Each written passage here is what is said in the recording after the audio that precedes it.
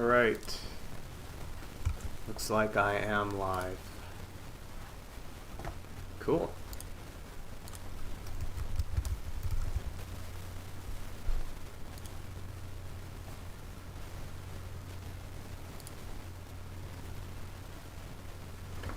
Alright, so today I'm going to be catching up on a lot of old work. Making selects because I have a new series of videos I'm working on in which I'm going to just give people as much content as possible that is straight to the point. However, I do understand that a lot of people need visual examples and extra stimulation or else they get bored. I get it.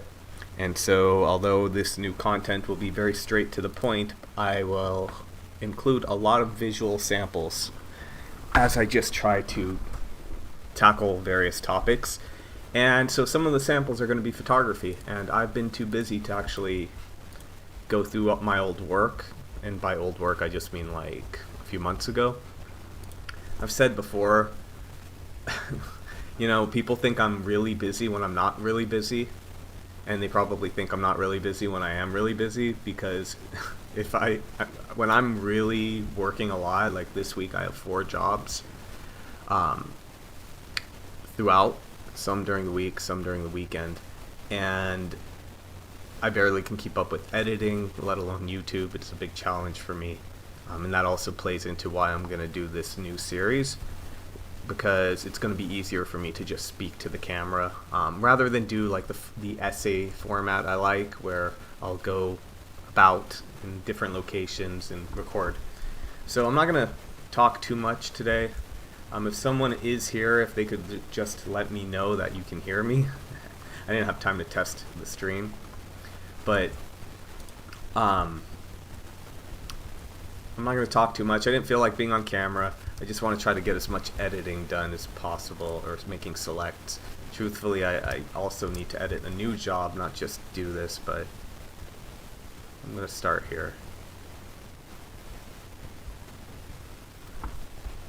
And I've already noticed a problem with Lightroom. Another announcement for me would be that I am finally going to get a new computer. I held off as long as I possibly could, and I'm finally getting one. I'm at a point in which I know I could edit a job when I don't have problems with Lightroom and it's actually running smoothly for my computer. I know I can edit a job in it takes me about 20% longer, and when I'm having problems, that's when I would say sometimes it's taking like 100% longer. It seems to be a memory issue in which like Lightroom just can't keep up with the changes, and then it just gets bogged down, but it doesn't tell me it's trying to process anything. It kind of just freezes up. As far as the computer I plan on getting is, I know it may be overkill for me, but they're just not going to make the computer I really want, and that would be a 27-inch iMac. And so I'm just going to get the Studio with the Studio monitor, and while I know there might be better values out there, a better value monitor, I just want it to be something dependable that's going to work well with the machine, so I'm just going to get the Studio monitor. And yes, it does mean spending $4 grand, which is frustrating, but truthfully, considering I waited almost 10 years to get a new computer, I think it's okay if I treat myself a little bit, and I know I'll use it for a very long time.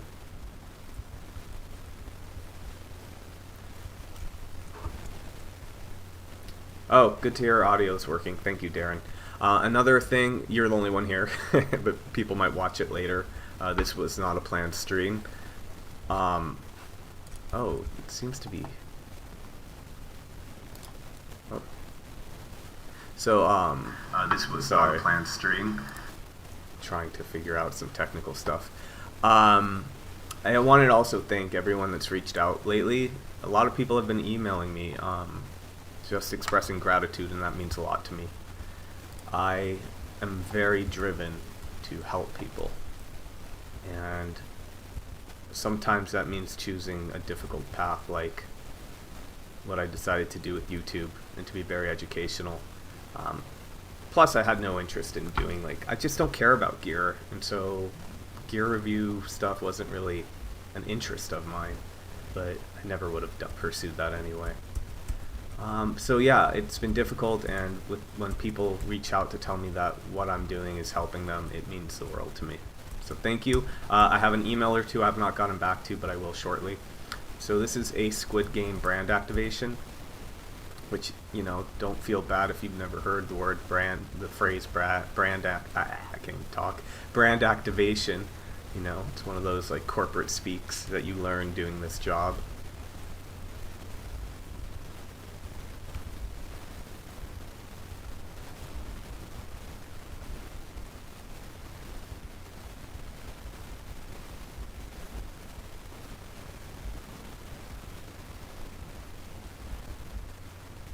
Problem with the live streams usually is that it's very hard for me to do both, to try to be educational, talk through what I'm doing or what I'm editing, and also focus on the actual edit. So I'm going to do a little bit less speaking unless at some point, unless people have specific questions. I will check to see, and I will answer every question that does get asked.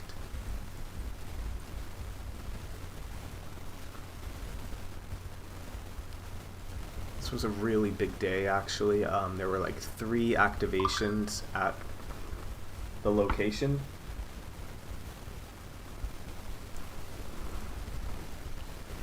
If you don't know Kehinde Wiley, he's like one of the biggest artists, contemporary artists out there right now.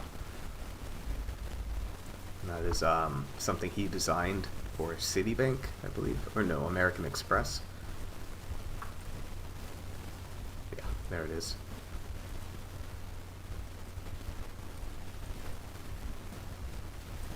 Not often, but sometimes I'll give a couple of choices as far as like color tone goes. Like you could see I had some which were warm and others which I left cooler.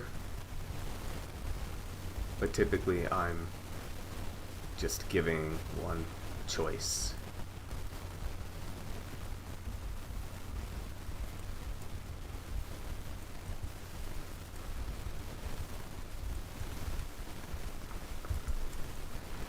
Oh, okay, some questions.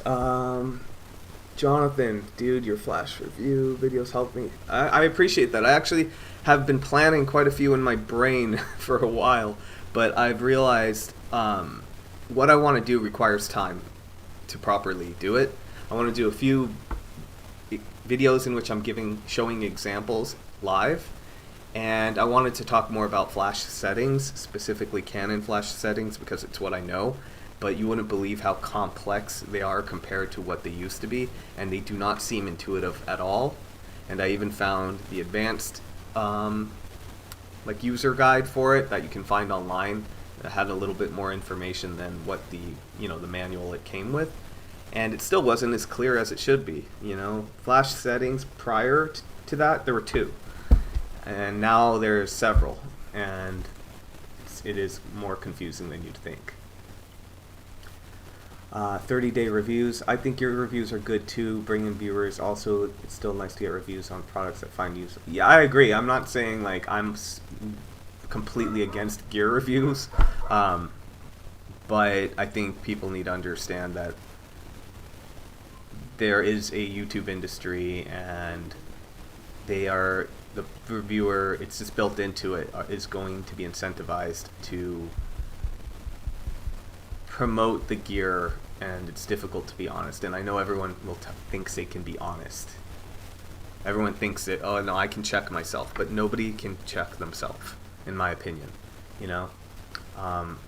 So I agree it can help, and I've seen channels that were started during a similar time as mine, and their channels really took off because they mixed in educational stuff with gear reviews. It just didn't appeal to me. What is a brand activation? So brand activation is really just an event designed to promote awareness. So if you look at the Squid Game stuff, it's like, people could come and do like a Squid Game thing where they would race to a finish line and win a T-shirt. So it's just creating awareness. So here's a pen 15, which is not really, I think, what it's titled. You guys can figure out pen 15 what it means. That's another show that was being promoted the same day.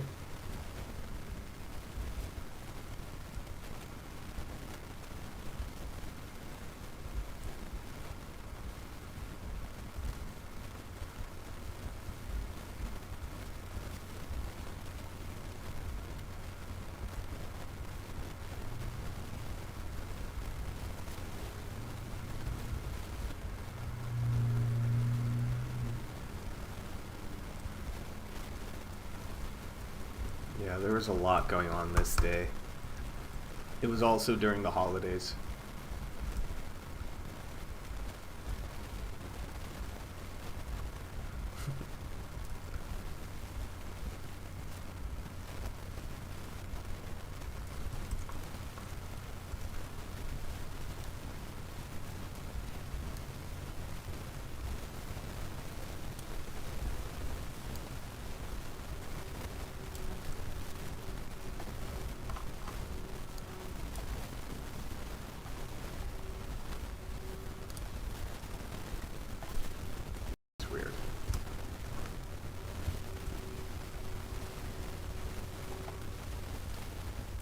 No, I never go out on my own. Everything I share, hang on, everything I share is a paid job. So, in this case, Westfield is a client of mine for the mall company, and they have me document events that take place at the mall. I don't remember taking this photo. It's funny, I remember almost every photo I shoot, and I kind of don't remember. No, it just hit me. I remember it now. And then what's been great is because I'm fully insured and in their system and just trustworthy, they have been referring me to stores there. And so it's been a great, steady client.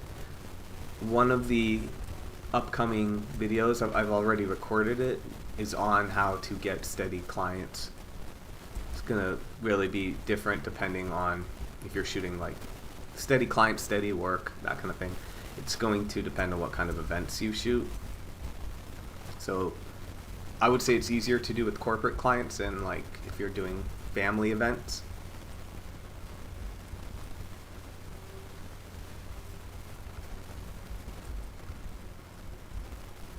But with family events, you can also build out a client base, of course. You're just going to get fewer gigs throughout the year per client, most likely. Unless they have 20 kids.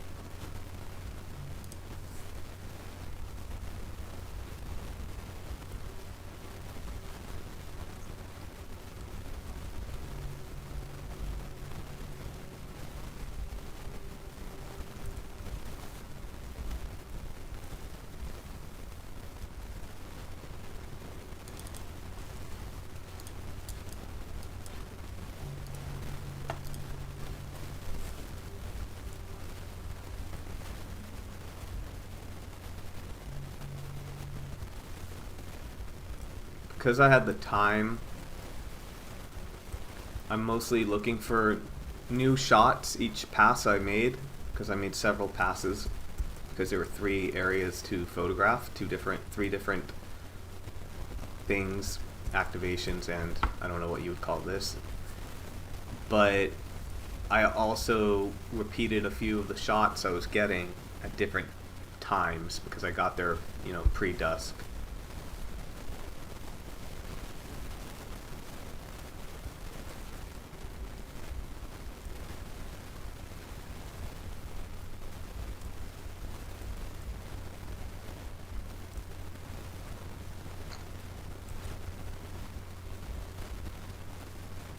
And before someone asks, no, I don't bring a tripod. I usually will be able to find a way to get a steady shot, and that in combination with body image stabilization, etc., I can usually just get what I'm looking for. And so here I'm placing the camera on a rail and then shooting a bit slow to get a little bit of motion in the people.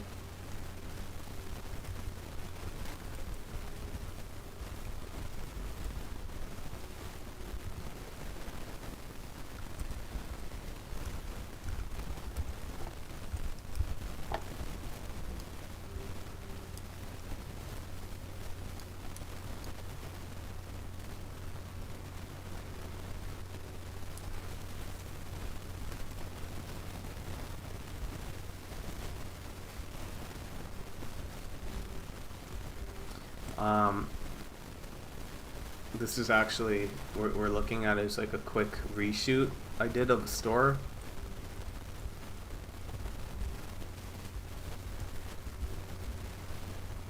They needed a few supplemental images, so I grabbed those, then went back to work. And I think what I did is I extended the time I stayed to compensate.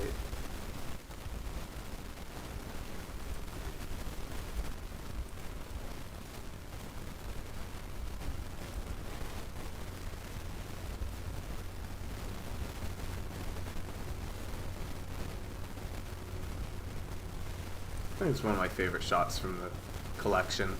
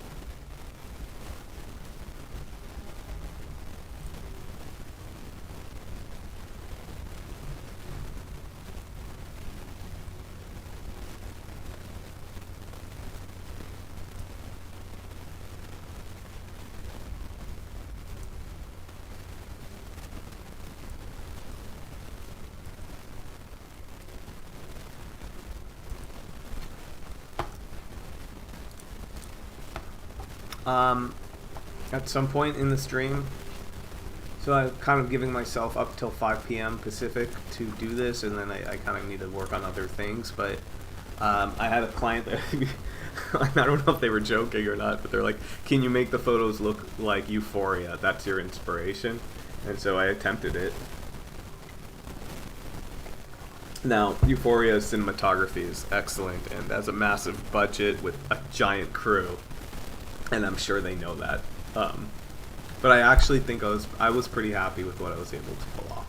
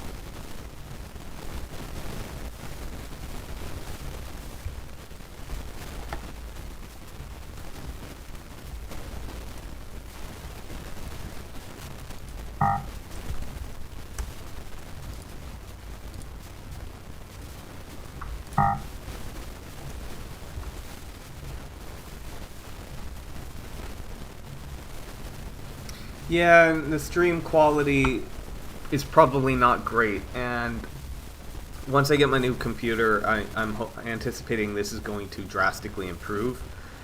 I don't know why. I've never been able to figure it out, but at some point, my computer just got really. Something's wrong with its internet. Like, it just won't accept fast internet speeds.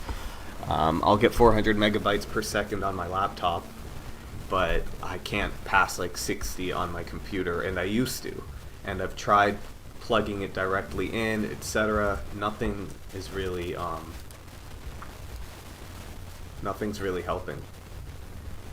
Doesn't matter. I'm moving on, you know.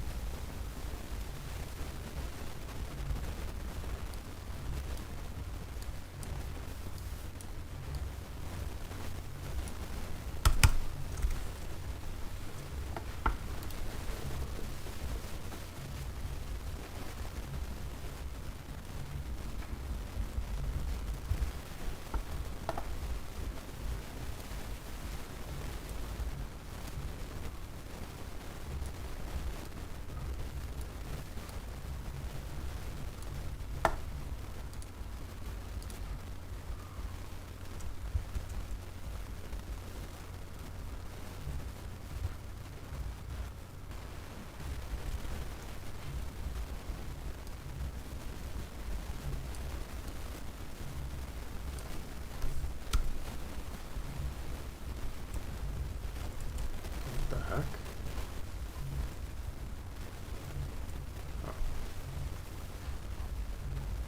Oh, that's weird.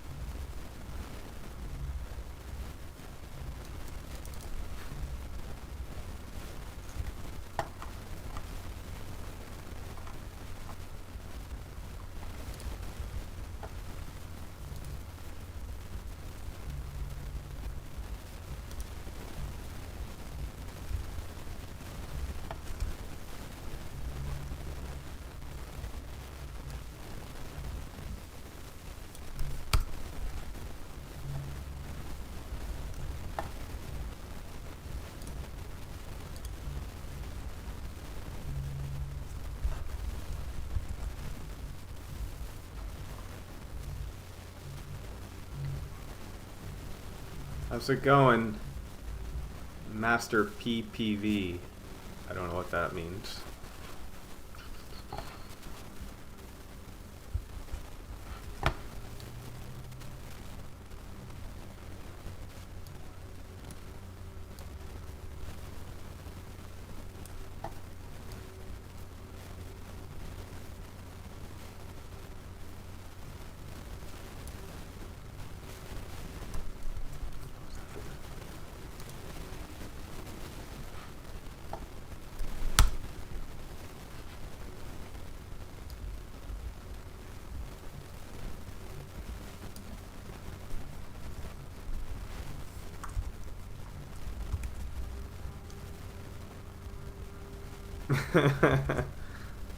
I think that dog probably always looks like that.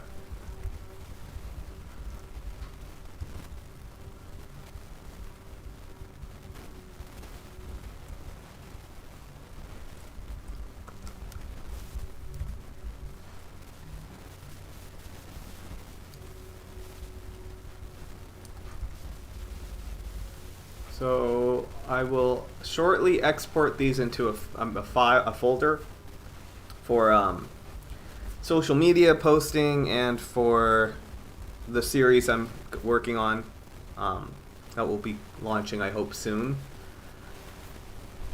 And then I can move on. I have some art gallery type work. I have another event at the mall, the Gay Men's Choir. I have a holiday party. I'm telling you this because I'm going to let you guys pick. I have a Department of Transportation job that I shot, which was really cool. I got to tour Long Beach, the pier, the blanking. Just multitasking too much. Hive Watch. I don't think I can share those ones. So a lot I can't share. I have grad photos, but that's kind of boring. Some food photography. Out of my wheelhouse. I know how to do it, but I said why not to this one, but I don't normally do that kind of thing. I have a 21st birthday party. I have not a wedding, but a wedding reception. So they did basically only a party in LA. I have a Super Bowl brand activation, as well as a Super Bowl NFT themed party. Can't share that. I have an actual edit I need to do, which would be ASICs. And then I have some corporate, like a in-house corporate award ceremony. And then I have a birthday party, and that was the one in which I was requested to make it look like Euphoria. And then I have another art-themed event. This one was at this incredible house in the Beverly Hills. That's just the last few months that I can share if anyone has input.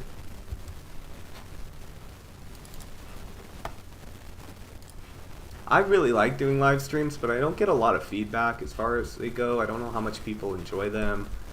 Not a lot watch it. You know, I do this to help people, but like, it's nice to make some money on ads, but like live streams, you don't really. So, but as long as people enjoy it, I will keep doing it. Once I have a computer that works well, I could see myself doing it way more often too. Oops.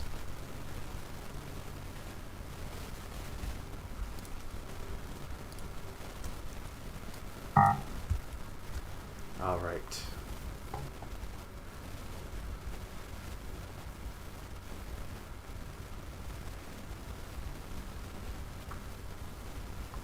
I used to have like gaming names I had when I was young that I just used for everything.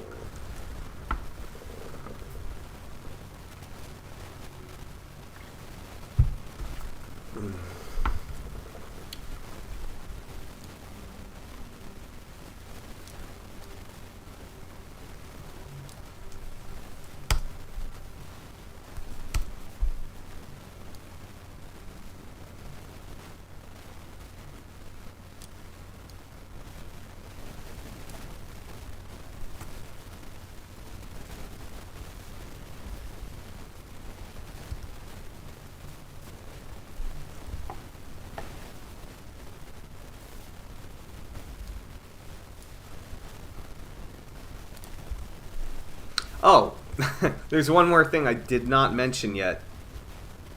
This morning I hit 10,000 subscribers. And that's something in my past I would have been like, yeah, whatever. You know, like, big deal, it doesn't mean anything. But one important thing I'm working on in my personal life is, like, not just having gratitude, but celebrating milestones and celebrating more. Treating myself more. And I remember when I started this channel, I always said, like, when you hit 10,000, that's like, you know you've got something. Like, you kind of, in a sense, made it. If you hit 10, you'll probably hit 30. That kind of thing. And I did this on my own terms. You know? I'm extremely proud of it. And I didn't want to be on camera today, but I kind of wish I could, so you guys could see how happy I am. But, like, yeah, to do something on my own terms and to find success, even if it's not traditional success, like even if it doesn't mean me making big YouTube money or anything like that, it's still, you know? And then all the support I've gotten, the emails I've gotten lately, all of that, it matters to me. So yeah, that's all I've got to say.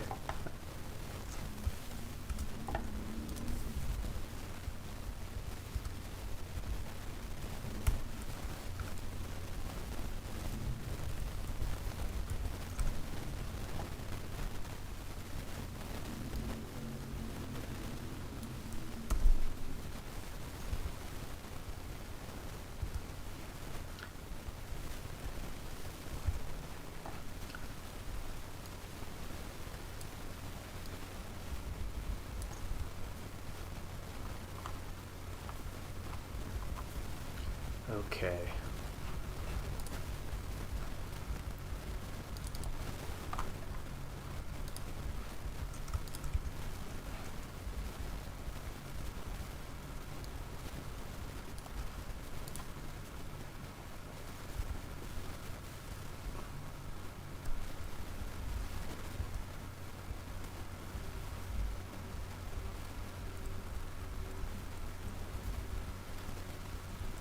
Okay, cool. This job's done. I'll check in a moment to see what you guys requested, if you requested anything, as far as any of the jobs I've got lined up, which you'd like for me to edit. I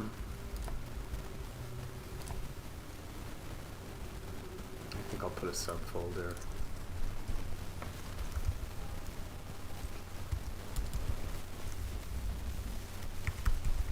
What am I doing?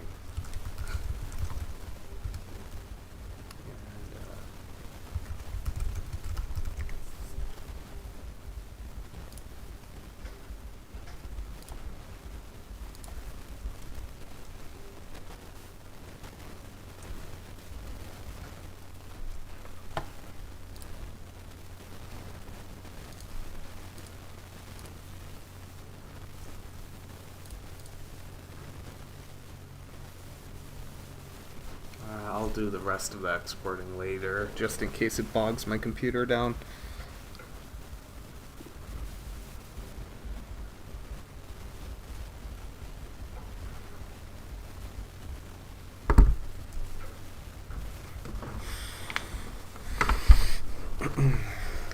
And I'm frozen, so let's see what people had to say.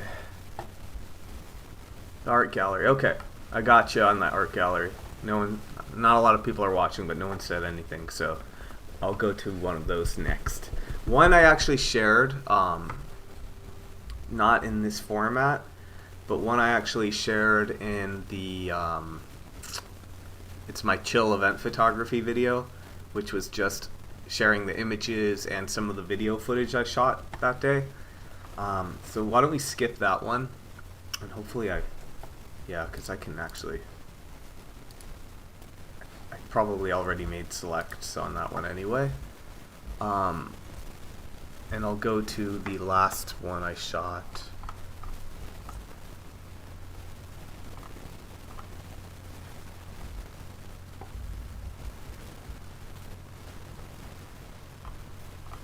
And so it's not an art gallery, it's an artist visit, a studio visit.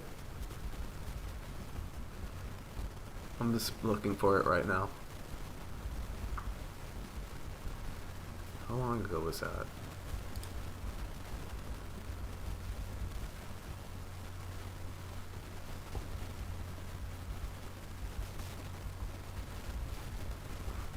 Why don't I see it?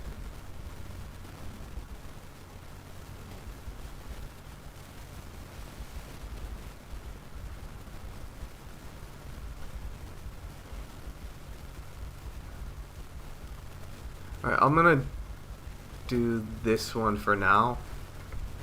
Now, unfortunately, there wasn't a lot to photograph at this job. There just wasn't a ton happening. And that's just how it is, you know. Sometimes you're just gonna shoot a job in which everything is just in alignment. Great lighting, great happy people, just a lot of vibrant energy.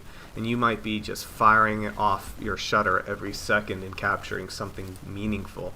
But sometimes it's a little slower paced, like this job. But there were a few shots I do want to pull for select because of the location. This house is just phenomenal. It's very commonplace in LA to like shoot stuff at even like $50 million homes or above. I shot at a property that's supposedly valued at $1 trillion once, but so that's commonplace. But this house I shot this job in had so much character and story behind it. But give me 1 second. Oh, there it is. I'm still trying to figure out. Oh, there's the other one. Okay, I'll bounce to that after.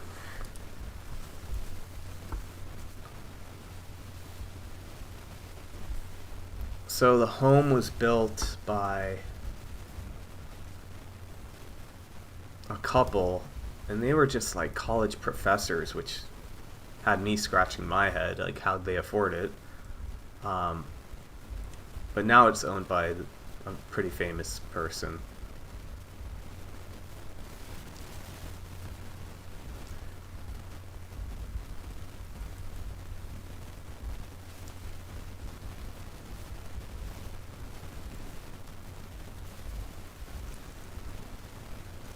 I'm gonna go through these a little bit quicker.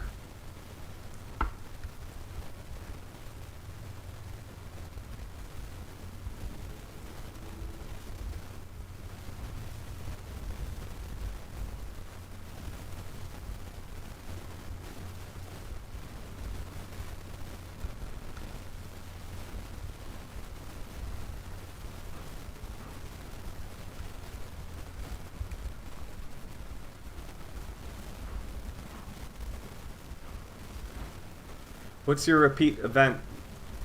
That is great. Like that is like the closest thing you'll come to if you're full time is like having stability, you know? Like it makes a world of difference. But also I have known some photographers that kind of like depended on a client, and then when that client disappears, they're in trouble. So that's not good. But you know, what's likely happening is you're always adding, and you're adding clients, you're losing clients, not always to any fault of your own.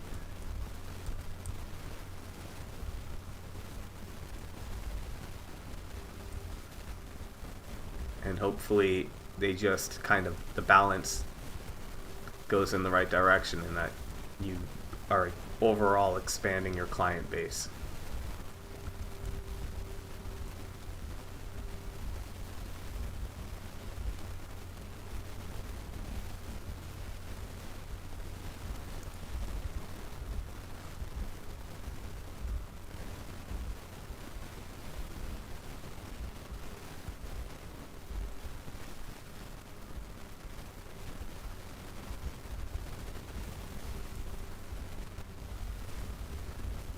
There's me, if you can see my reflection perfectly lining up with hers.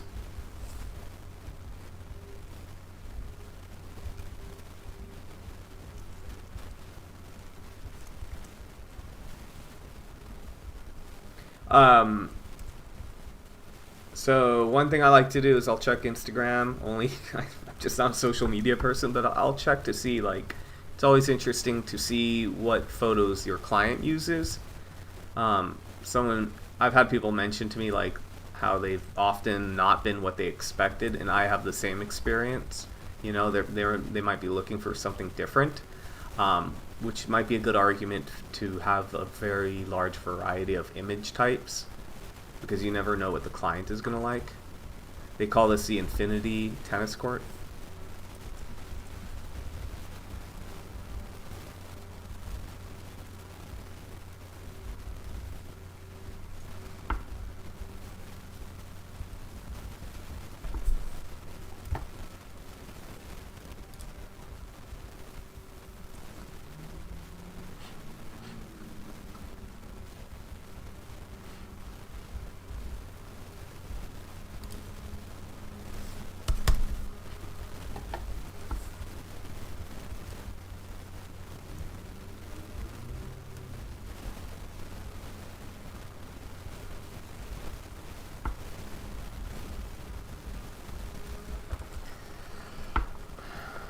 Secret Circus, LGBTQ circus-themed event with a mixture of performances, cabaret, fire belly dancing, I forgot my mic is on. I'm just mumbling. Belly dancing, pole dancers, burlesque, musical performances. It's wild. That sounds fun.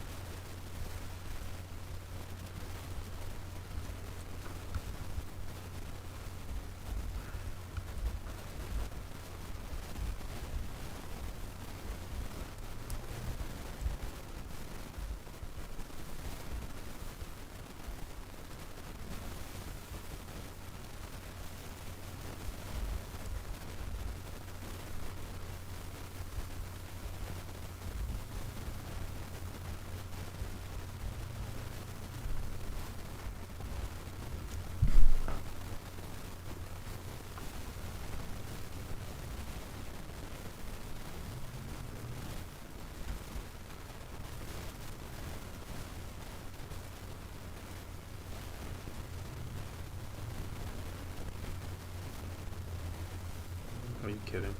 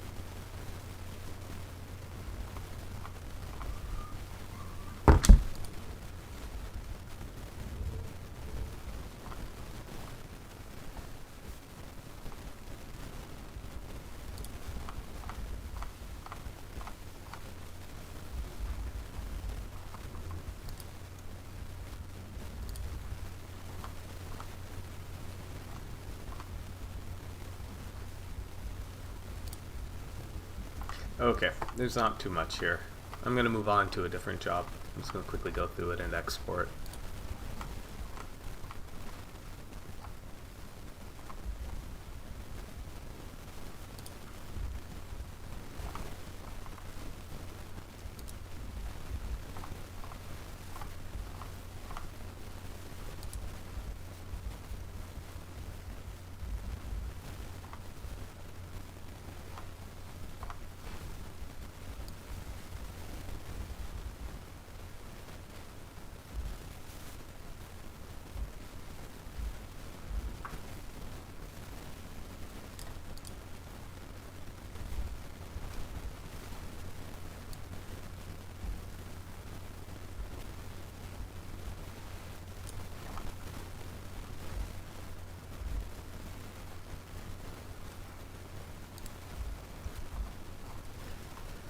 Okay.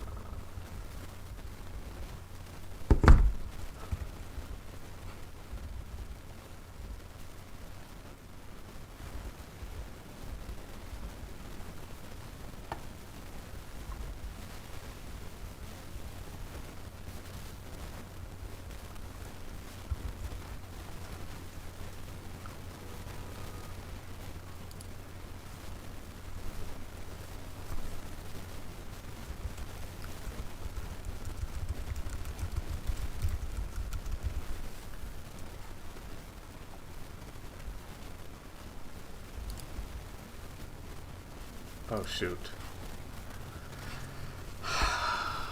Darn it.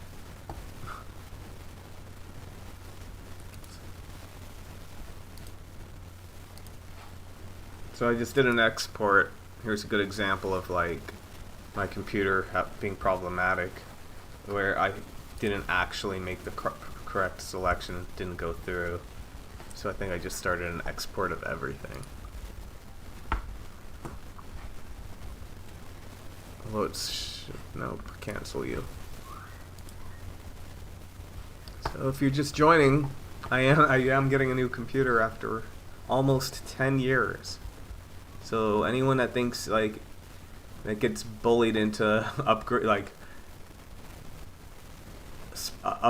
their, adding in the extras if they go to buy a new computer, like new memory, new this, new that, and you feel like you're pressured to do so. I mean, if I can run a business on a 9-year-old computer, you can do it on like something less than top of the line that's modern. But also, if for me, the reason I plan on getting a very powerful machine is like I'm gonna use it for like 9 years.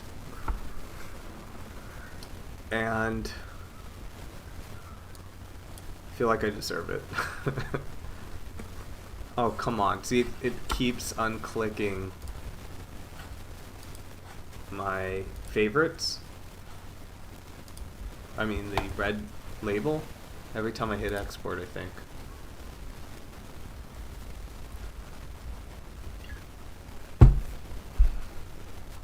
Okay, it's fine. Okay. Let's see what comments we have. Alright.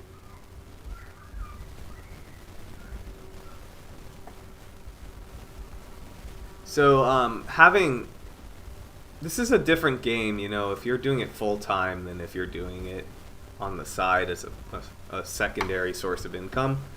I know everyone wants to do it full time, and I don't want to dissuade them, but I do want them to keep in mind that it is a difficult journey. But most people don't do what I did, and that is like go all in. They're usually having some sort of transition where they have some sort of a job, even if they hate it, or maybe they have a very fulfilling career and they want a side job or whatever. That's a lot easier. But back to my computer, I edit a lot, and I'm realizing if I can shave 20 to 50% of my edit time by having a better computer, that's very worth it to me at this point. The other thing about not doing it full time is it really takes a lot of the pressure off. You know, at this point in my career, I finally can just say, you know what, the work will come in. And I've had such a great half year where if the work didn't come in for a month, I'd totally be okay. But that took a long time to get there. And I just want people to understand that.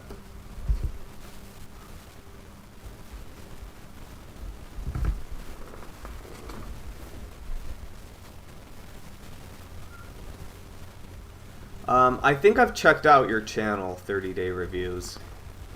I should check it out again.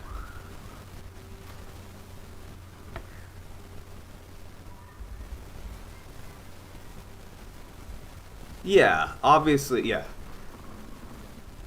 So if you do pursue this, you really need to get a good accountant, in my opinion.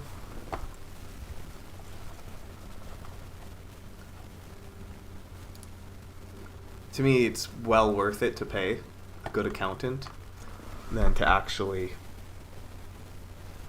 try to figure it all out on my own.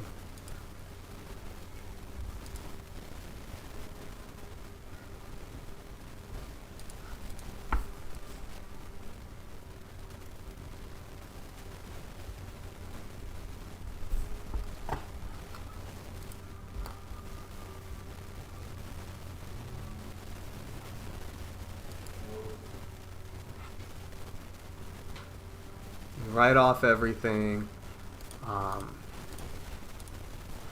But you should never, you know, some people use write-offs as like an excuse to buy crap they don't need, and that hits your bottom line.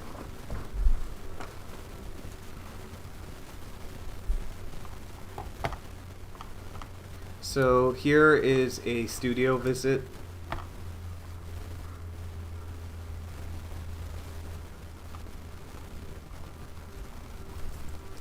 I actually really like the artist's work.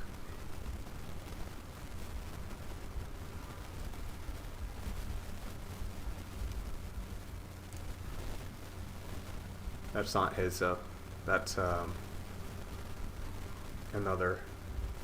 You know, it's a whole space, and he has one studio within that space.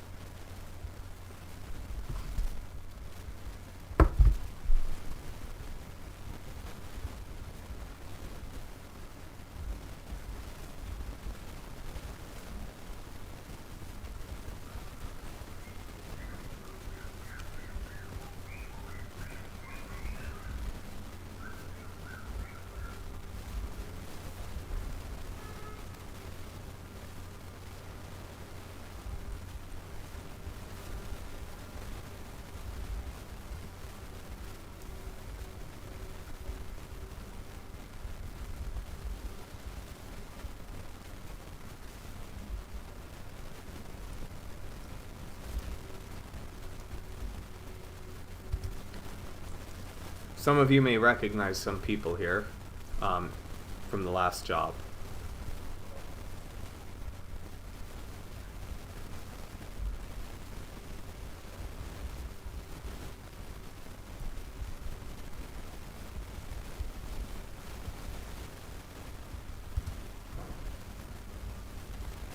So again,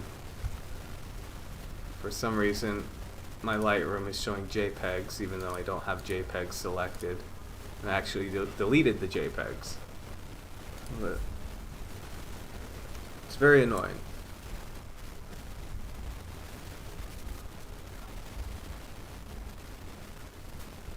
And all these little things add up, and sometimes I just can't even get my import to go, and that might take an hour to troubleshoot it.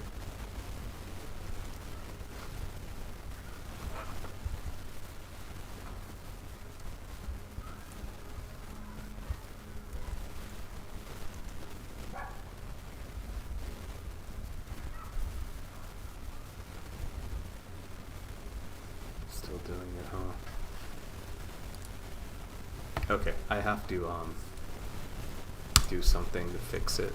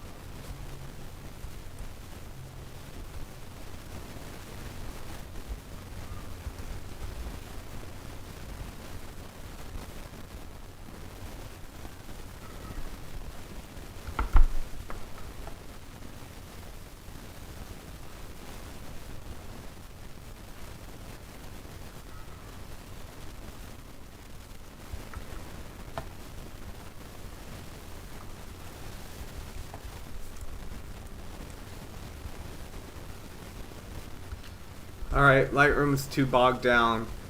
So, does anyone have a question for me? I'll also take a look at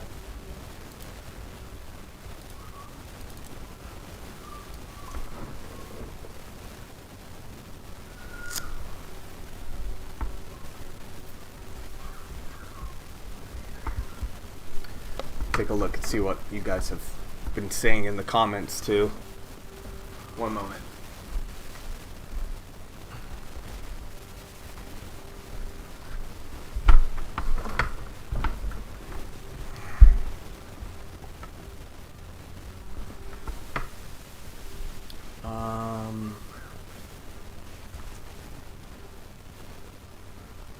Okay.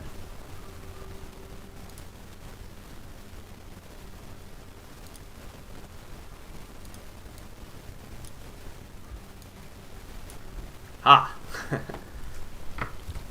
All right.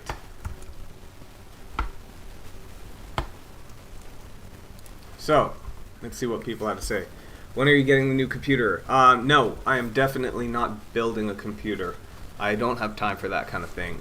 I liked technology a lot more when I was younger. I liked gadgetry and all that. But then I realized what I really liked was the science behind it, not really the gadgets. I actually prefer to live a life more consistent with early humans. So to me, the less technology, the better in a lot of ways. So I don't want to fidget. I'm not a power user. I don't want to dive deep into settings anymore. With my camera, I do, for a reason. But I just don't. I don't want to build a computer. I don't know enough about computers to deal with like troubleshooting if things aren't communicating properly. I don't have time for that. Even if I was interested in it, I need my work computer to just be reliable. And that's why I use a Mac. I don't use an iPhone. It's like people always ask me, why don't you use an iPhone? I'm like, I don't need to. And then when they try to explain to me why it's so much easier if you have a Apple computer, they never successfully sell me on it, because what really matters to me is Google. Everything I use is Google. I pay for extra Google Drive space, Gmail, YouTube stuff. That can be accessed on any phone. And so none of that's relevant. So I am going to get the new Studio and Studio Display. I'm pretty set on that. I think an any M1 Apple computer would be sufficient, I think. And I know I could probably save money by getting like a Mac Mini even, and buying a third-party monitor. But then I have to buy a whole dock just to have proper ports, and I'm just not interested, and I'm going to use the computer for a very long time. So I'm just going to get a full-on the Mac Studio base model, more or less, and the Studio Display. And that's it. Pretty sure.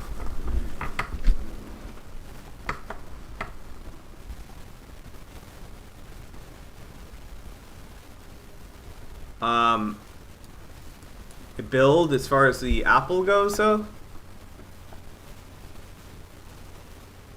I'm not exactly the one doing the analysis or interpreting it. Oh, this is a different conversation. Okay.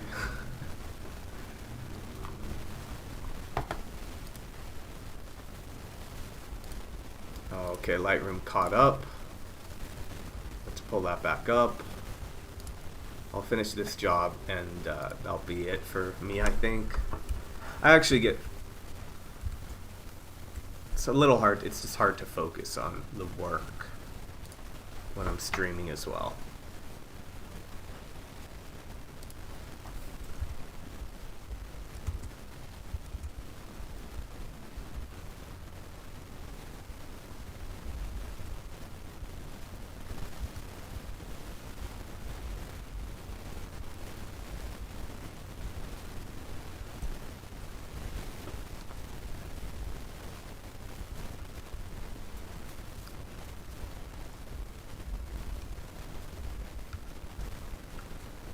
And the guy in the, I don't know what you call that color, salmon color shirt, is the artist.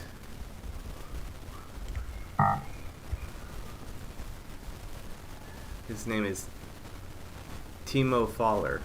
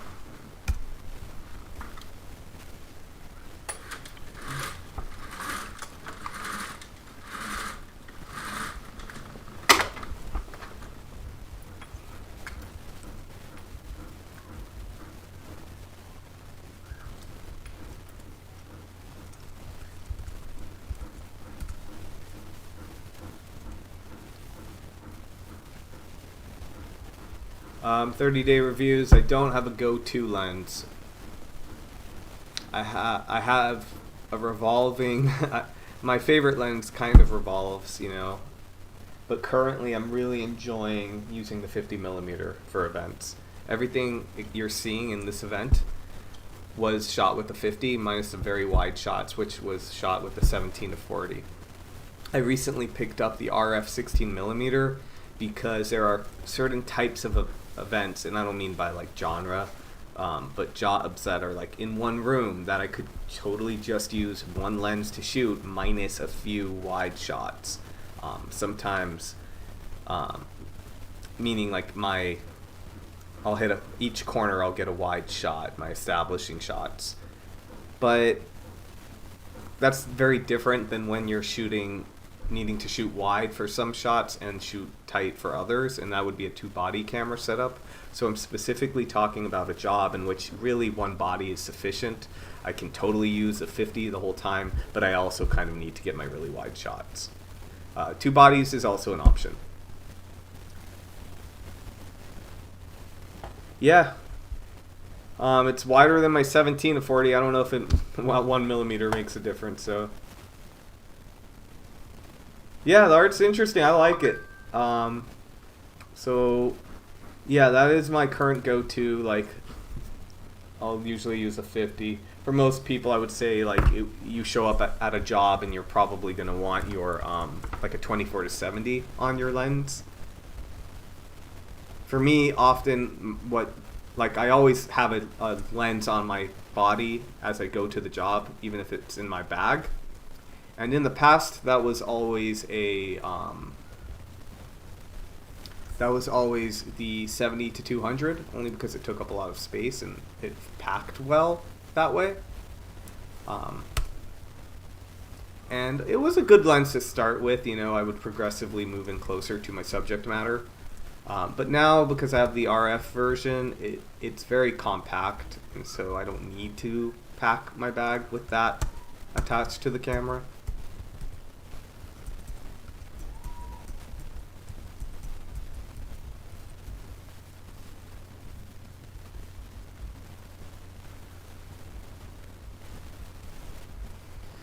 I'm thrilled to be able to photograph faces again. For now. Especially like, it's not what you want in your portfolio. Like, if you're building a portfolio, that's tough, Or someone really important that would be great on your portfolio. I photographed Pete Buttigieg, and there's only so many photos I could get of him without his mask on. But I was really happy with what I got without his mask on. But I had only a few windows of opportunity.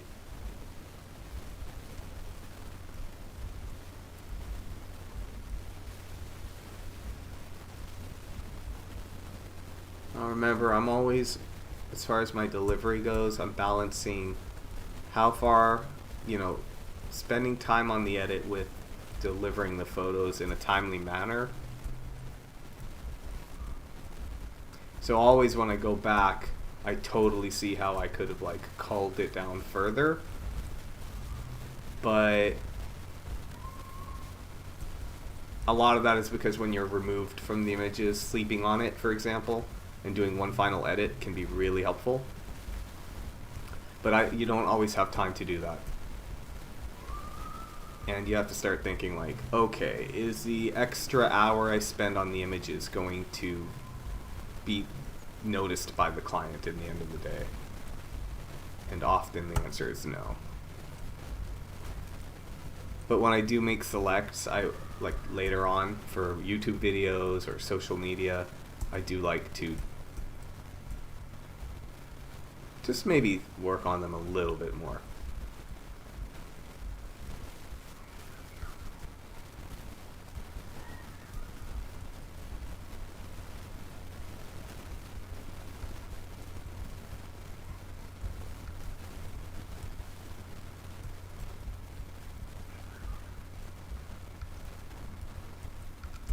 One thing about LED lights is that they flicker, and that's why you get different exposure, even though I have the same camera settings. I've always been about not overshooting. But now there are some anti-flicker like settings you can play around with. But what I end up doing is shooting a burst here and there to kind of, account for the flicker.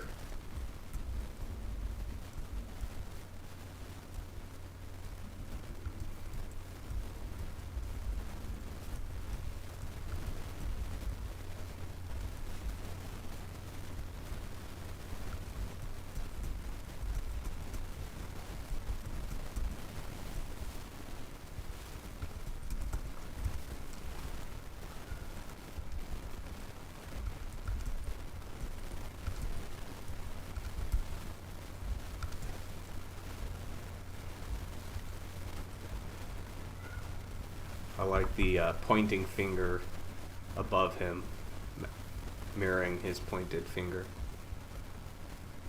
So I have no idea why I kept both of these, so that shouldn't have happened.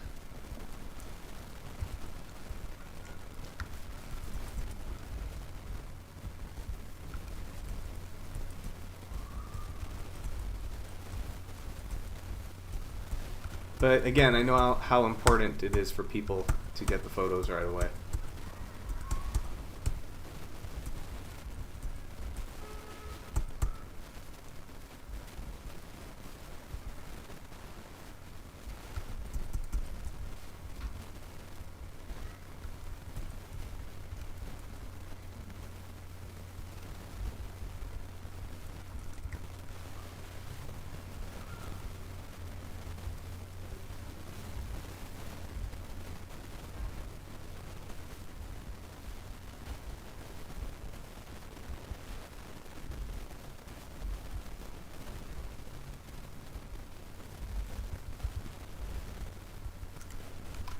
I always try to shoot a portrait, even if I'm not asked to. Even like if I only have like 20 seconds, which I think I'd like a minute, I just quickly grab these. But you never know when that could come in handy. Okay.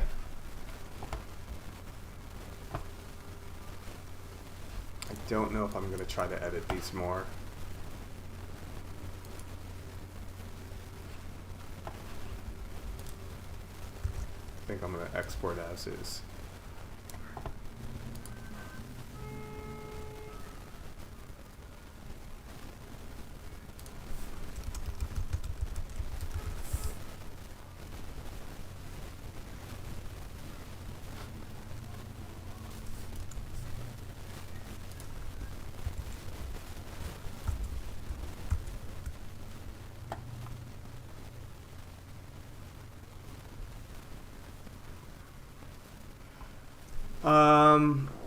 Question. Pop back on to the screen. Oh, I'm close. I was just wondering how Mick would handle the situation while still at the church. Sorry, what situation are we talking about? Let's see. I have to go up and read. I'll read the comments.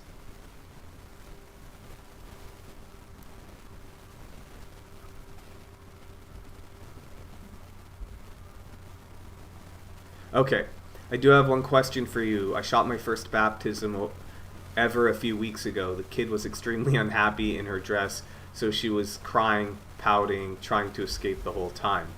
They gave her a phone to watch some Despicable Me, and she was then glued to that the rest of the time. How would you deal with the situation? If you're good with kids, you can add your 2 cents.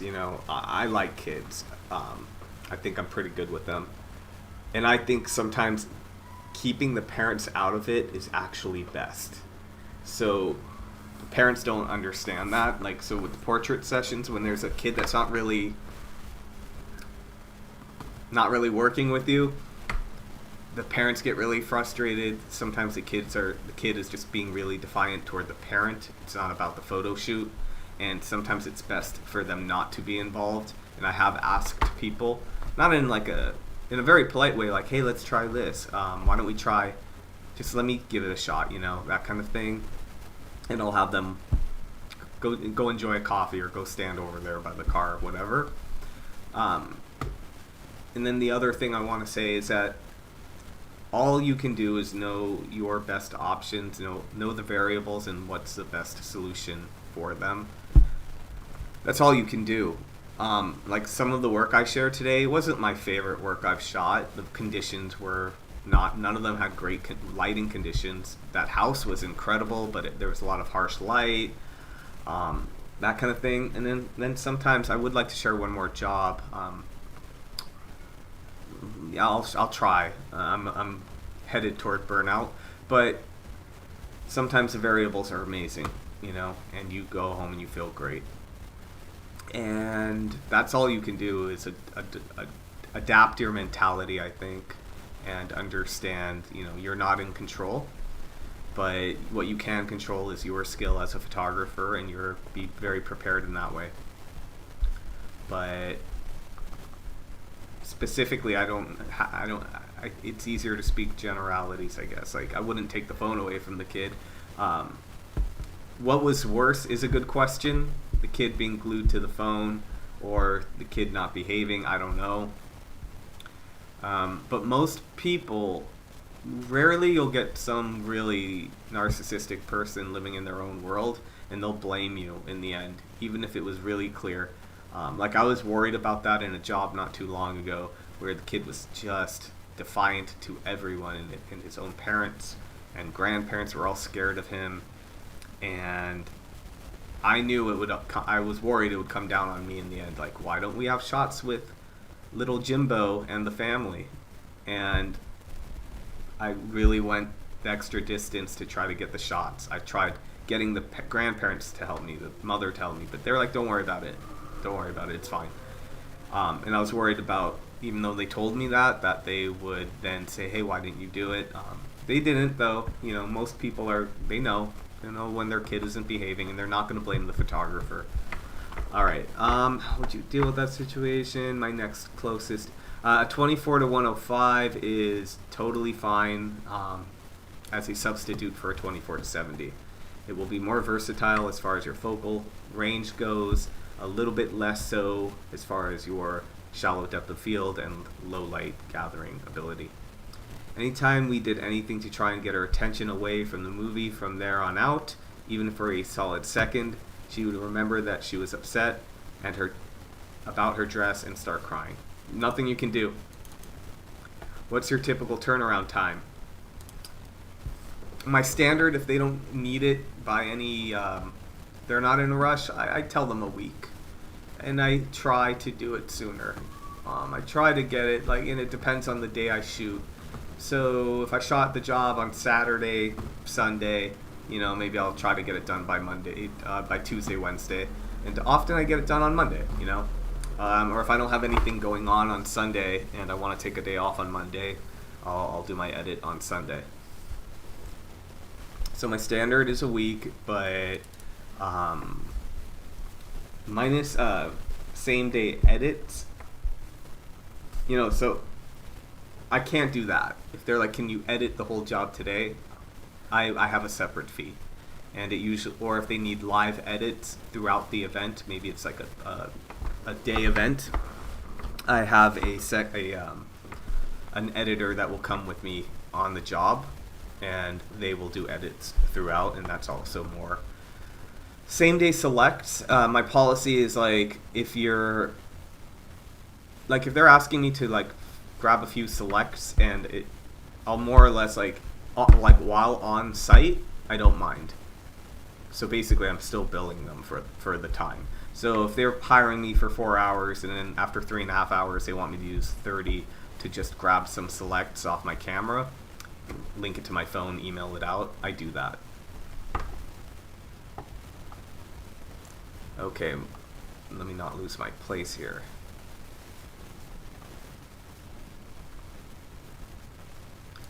So it was either photograph this highly upset and crying child, or photograph the back of a phone because she held it up to her face as much as possible. That's not your fault. I I hope that helps. That sounds like a hard one to do, but I mean, you were there to photograph the event, right? So that's how she was. Okay. Yeah, I did get some nice shots of her happy and playful at home. She was out of the dress she hated, but that was long after the actual baptism. Yeah, that's a bummer. I was wondering how Mick would handle the situation. Okay, I think I answered that. Never thought that the parent might be the issue. I'll have to remember that. Sometimes they are. Yeah, I'm not saying always. Yeah, if I was doing portraits, I would have asked to try some other things, but it was in the middle of the baptism ceremony, so I hesitated to put that on hold because I thought, yeah, I'm not going to say I don't ever intervene a little bit and be like, oh, hey, can you do this? Or like, can you pose for a shot real quick?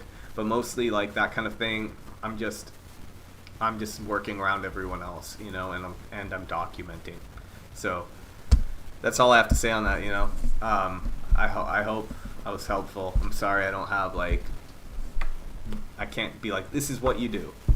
End of story, you know. So it is what it is. Sometimes the lighting is terrible. There's all kinds of issues that you're gonna face. So I'm gonna hold off on doing my final edit, but I'll just kind of show you guys the work really quick and talk a little bit about trying to fulfill this request, which was for me to capture a quote Euphoria style aesthetic vibe. I think they said vibe. So I had seen a few episodes of Euphoria, but not enough to be any expert, so I did a quick Google search, and yeah, they've got a massive crew and great cinematography, and it's lit. They spend a lot of time prepping for the shot, and they have tracks to get their panning shots and cranes and this and that. So there's only so much I can do in a live situation as an event photographer. But there were a few things I knew I could do. First they said, feel free to play with like light and shadow. They didn't say it, but it sounded like they wanted a very natural looking, just they wanted the ambience to be captured. They didn't really want me to overly flash the job. Which is fine, because that's actually what I try to do. So basically what I did is I combined all the techniques I normally use. First I tried to shoot without a flash, but this was extremely lowly lit, and the photos don't show that, but it was too hard for my Canon 1V because they also wanted me to shoot some film. It was too hard for the 1V to actually focus, and that has a great focusing system. It was Canon's flagship of like 2000 whatever, but it has great autofocus, but I've never had a problem with it until this job. It was that lowly lit, which made shooting film a real challenge. So at a point I realized only in a few areas of the bar would I be able to actually get available light only, and then sometimes the quality was terrible. And so I used a variety of techniques to really make my flash not seem like I was using flash. And what that means is not relying on the power of the flash for the majority of the exposure. That means shooting close to a correct exposure with my camera equipment, and then adding flash in as well, creating a bit of a fill flash if anything. So here I'm still figuring out the space. That was just available light, I believe. But I'm going to go through this real quick. It's all available.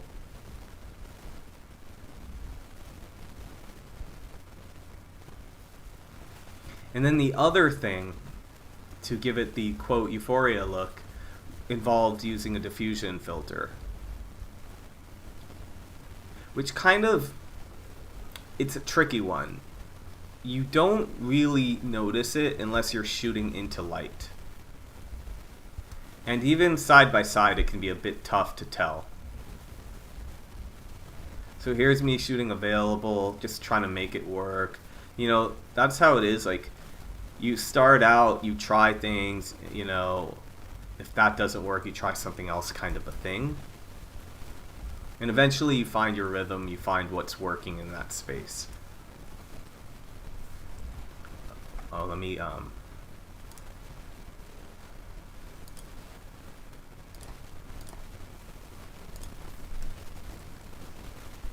see if I can pull up a shot where you can see the diffusion filter, what it does.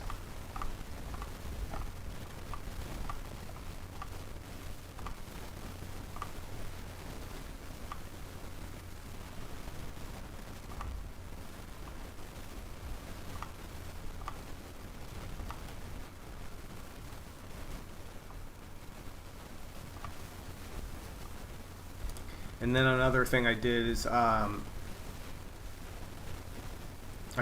don't edit too much, as you guys know, but I did play around with like my magentas and upped those a bit rather than having like that orange tungsten light here. I just modified it a bit to be more magenta. And here you can see like what that light alone was doing.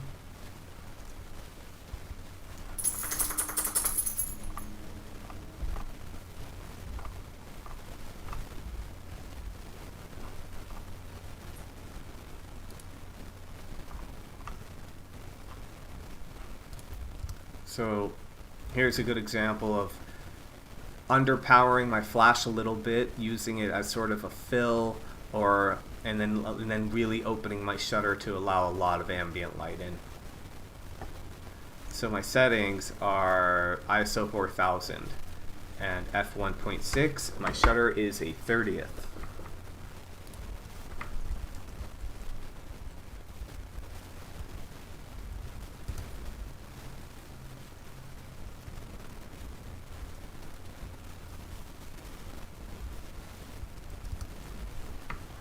.2, a 20th of a second, ISO 3200.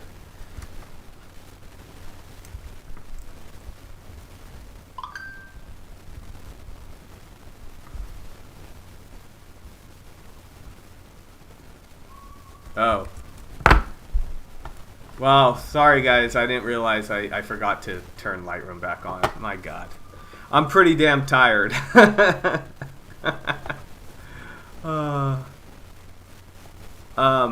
I don't know what the specific diffusion filter.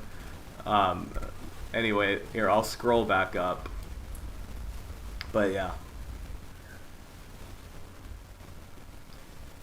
Thanks for the text and letting me know. I'm doing things a little differently because I don't have a laptop to view the comments. I can't really see them. I'm having to like exit the screen. And so I didn't catch that I did see just now that in YouTube you did let me know. But yeah, here's the photos where I'm just using available only and just making it work. And since you're late to the stream, or anyone else that's late to the stream, they wanted a quote Euphoria look. Okay, hang on, it still didn't pull it up. Sorry. Okay, it should be sharing the screen now. Okay, so here, just real quick, I'm gonna scroll through them. They're like, have fun, it's okay, we don't need perfect images, play with light and shadow. It was great. I mean, honestly, it's kind of what I was already gonna do. I really strive to make my images look natural and not look like I used Flash. So some of these early images I just didn't use Flash, but it got to a point where I'm like, okay, it is extremely, the light is very low in this place. It was very, very, very low. If it doesn't look like it in the images, I mean, that means I must have been successful. But it was low enough where my 1D couldn't even grab focus. So other than working to get a very natural look and not look like I used Flash excessively, again, I used a diffusion filter. And then in my edits, I played around a little bit.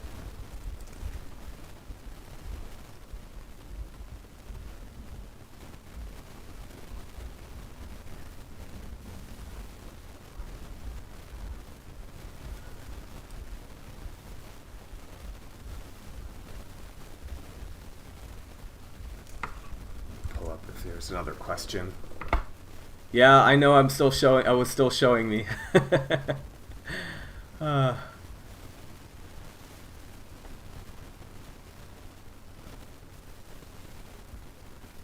Euphoria is on HBO.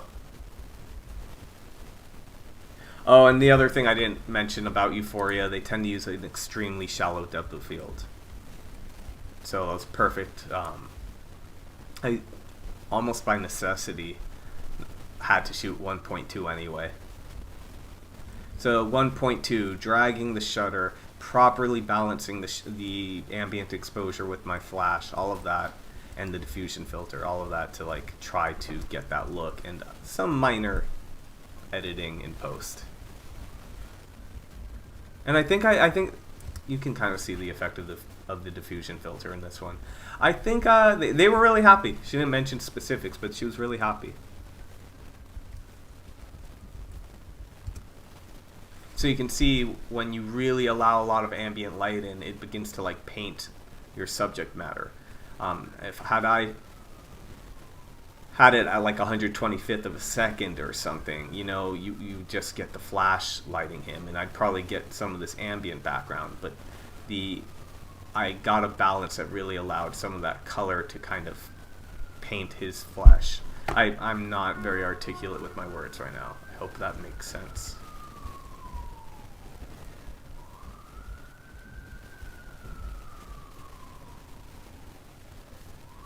These, I believe I did find something to bounce my flash off of a bit.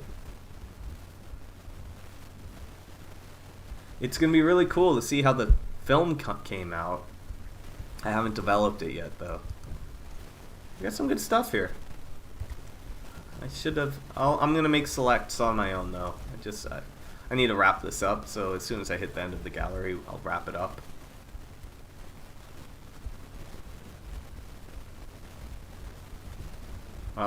So someone took my camera, and this is what happened, and I didn't mean to share it.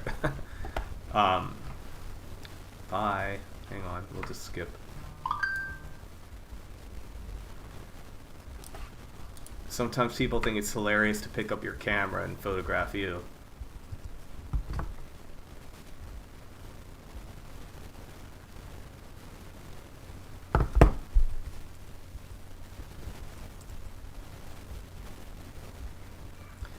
Someone really wanted to photograph me.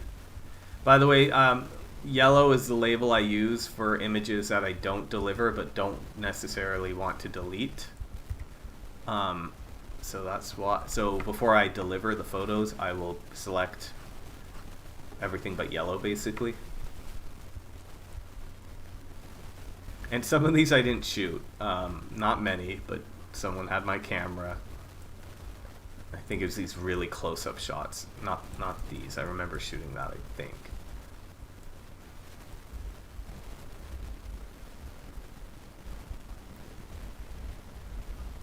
Oh, my film.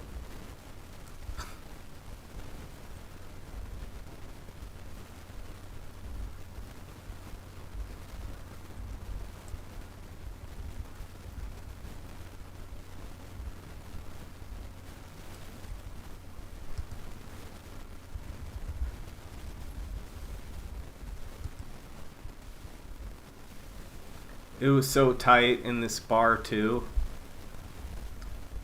This is why I really look forward to getting something wider than my 50, like a prime that can shoot in really low light and do this kind of work more effectively or with variety. I make the 50 work. It might not show in some shots, but people were probably shoulder to shoulder with me every time I made any of these images.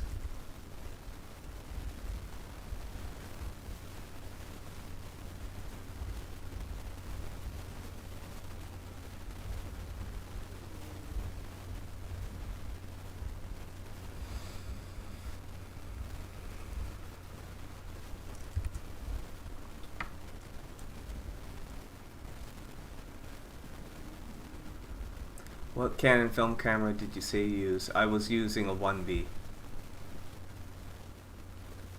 Yeah, the 1B is the last of that series.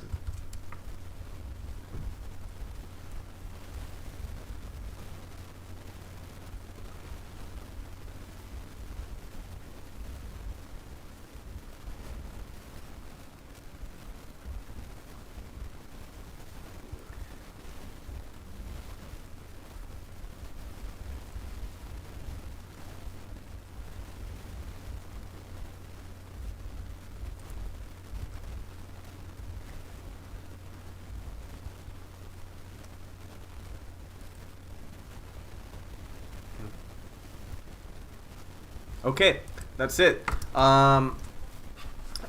Looks like any last. I'll give it like 30 seconds if someone wants to pop in a question. Other than that, yeah, thank you guys for watching. I didn't really plan on this. A few announcements to make again. I'm working on a new series, which is going to be more about just giving as much information on different various topics as possible.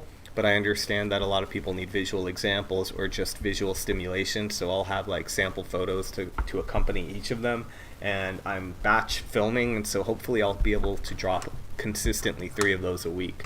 Because I am a full-time working photographer and I have a pretty busy schedule, it's really hard for me to make those videos that do really well, to be honest. My videos that do really well tend to be, of course, informative, but the ones that do well are typically over 8 minutes, on location, with various backgrounds, cuts, that kind of thing. But time doesn't really permit me to do it all the time, and I have to balance like literal time, like having the time, but also just being able to be on camera. It's tougher for me. You know, I'm a photographer, not an actor. I don't enjoy being on camera. And so I have to wait for the right time where I'm up for it. And I'm not always up for it, to be honest. And especially if I'm busy. So that's happening. I'm really excited. I hit 10,000 subscribers this morning. And like I said in the beginning of the stream, like in the past, I'd just be like, whatever, cool. But I really am trying to, and I think successfully, appreciate milestones in life, career lately. And it's made a big difference for me. And so I don't know how I'll celebrate. For me, celebrating is just going to jiu-jitsu. But I'll celebrate somehow. Maybe, well, in part, my new computer will be a celebration of that. That would be it. If I'll check for a question. I got one. You thought that, no, they're all 50. I shot everything at 50 as far as the last batch of photos that you saw. Those were all 50. I haven't shot an event with 50 in a while just because I always think it's too tight. I actually find that the 50 millimeter, because it's that middle of the road, is extremely good for your bread and butter type of lens. It's not perfect. There are going to be times where you physically can't back up enough to get the shot you need, and you need a wider lens.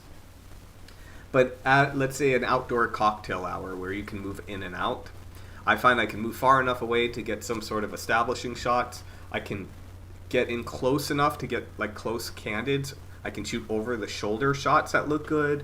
I can shoot through people like you saw at the bar. I can shoot a little bit of everything. But there are times where you physically can't move back or close enough to things, and that's when you need to have a wider or more telephoto focal length. And I talk about all of that in my last video on lenses. Okay. Your videos helped me a month or so ago when I was getting ready to shoot my first event. I'm really happy to hear it. I didn't have a template. I didn't have anyone teaching me how to do this. The closest I had was a photographer I second shot for. But, you know, he was helpful on the job, but he didn't really, wasn't like he was my mentor. He didn't really take me under his wing, to be honest. But I was a sponge, and he was willing to teach me as I asked. And so that's how I learned. But a lot of event photography, there's just no formula. And you have random articles online, sure. But I really think it doesn't matter how talented you are, how good a photographer you are. This is a specific job, and you should learn how to do it. And I'm not saying you should blindly follow how I do it. You take what but there are some conventional things that you should learn. Telling a visual story, etc., that kind of thing. You can run your business differently than me. You don't have to shoot the same way as me. You can take some of the stuff that you like I do, and then throw out others, That's what I did. Yeah, the problem about second shooting is that it's more of like it's easier to get into second shooting for a wedding photographer. It's a bit harder for an event photographer. A lot of them don't need second photographers. I personally do, but it's not enough to like really. It's like first of all, I have like a go-to person, and I stick to that person. But a wedding photographer could theoretically have you working like 3 times a month or so, which is a lot more helpful. You can also look into second shooting for multiple people, and in combination, that could even keep you afloat. Barely, but could keep you afloat if you don't have a day job, that kind of thing. But yeah, if you can shoot a wedding, you can shoot an event. Wedding is just an event, and you kind of just, as you progress in your career, you get exposed to more and more types of events, to the point where like I feel like I've shot it all, and there's nothing that's going to be like, whoa, how do I shoot this? And even if I hadn't shot it before, all my experience is relevant, so it's not really a big deal. But everyone has a first, everyone has a first corporate job.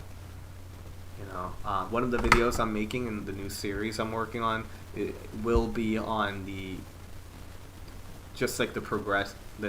what naturally I think the progress people naturally kind of follow as far as